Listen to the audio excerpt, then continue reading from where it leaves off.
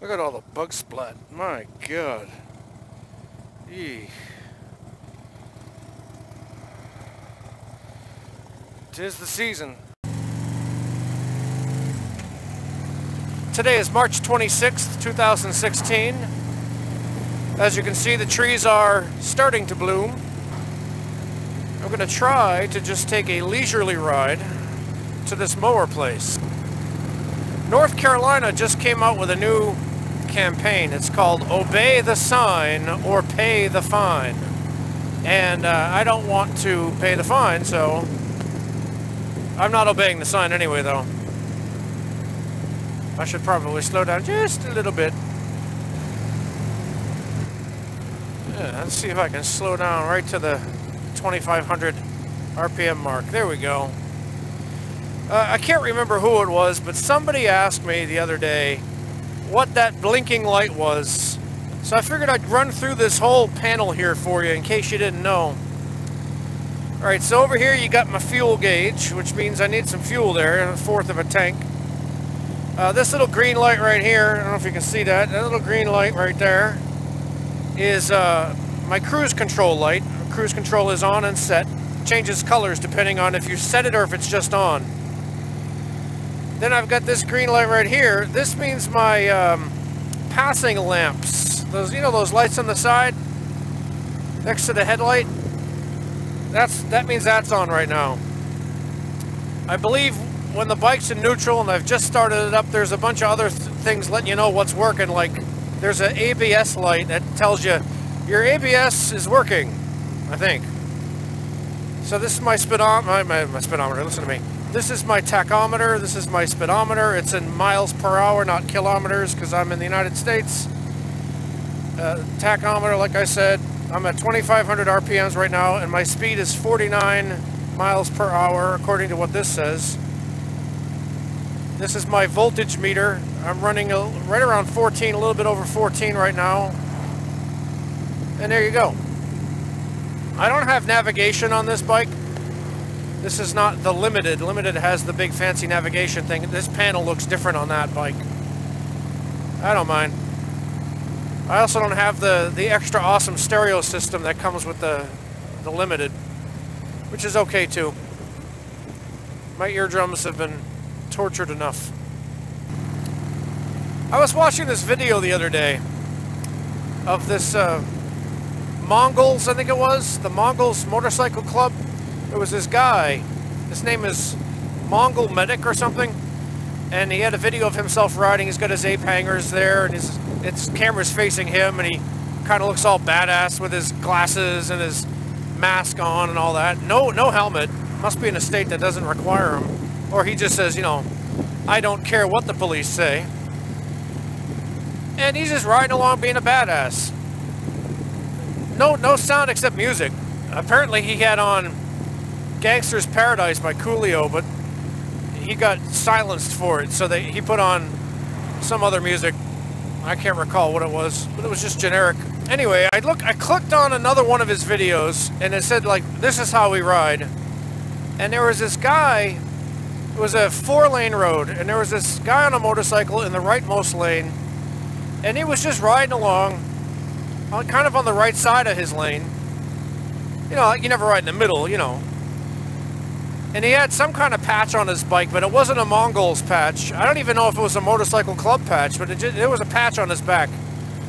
And this Mongol rider was going down the road and passed him so close that I think he actually brushed the guy's shoulder as he passed, leaning his bike in as he was doing it. Very, very dangerous, and probably pretty scary for the guy who was riding in that right lane, whatever. So I thought, geez, you know, I thought they said, if you respect us, we'll respect you. It didn't seem like a whole lot of respect there, right? So then I started thinking about it some more, and I thought, this morning, I thought, you know what? I know what it is. That guy was wearing a patch that was not a Mongol patch, and it was probably Mongol territory. And so that, to them, is disrespect. So riding that close to you as they pass is to let you know, hey, you're disrespecting us, and so we're letting you know. And then everything fit neatly back into the universe for me. Their policy is consistent. You know what I mean? They take respect as the highest value. And if you're wearing somebody else's patch in their territory, yeah, I could see why they'd be upset about that. Not that I condone that kind of activity anyway. But I'm just thinking about the logic of the policy. And whether or not it's consistent. And it was. Harley Trek did a video recently about his final portion of a Stage 1 upgrade. And I found that very interesting. I liked that idea. That he put that chip in or whatever and did his tuning. I have no abilities that way, so I just take it to somebody and let them do it. So you know I'm doing 49 again in a 45, so I'm speeding. But I don't want to get a ticket. Obey the sign or pay the fine. And of course, I've got cars up my butt. I got one car up my butt. I do not want to get a ticket, especially this weekend. They're out in force this weekend.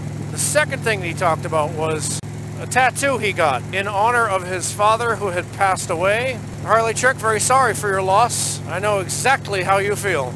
I did something similar. After my father passed, I got some tattoos. Not in direct honor of him per se, but it was for me in direct honor of him because I was honoring the Jones name. I was honoring the name that he gave me.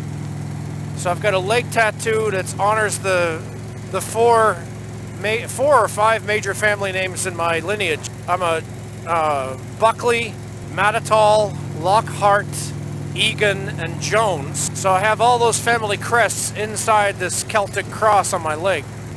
On my right leg, I've got in Gaelic writing, it's called Goyeliga. In Gaelic writing, I have Cosantor na Crechvi down my leg, which means defender of the faithful, and that's how you say Michael in the ancient way. And then on my right arm, I have a really great piece of art. One of the best tattoo artists in the nation put the Archangel Michael on my my right shoulder. It's from a photograph of a statue in Hamburg, Germany, the Church of St. Michael. As you know, St. Michael is the basically like the security guard bouncer of heaven.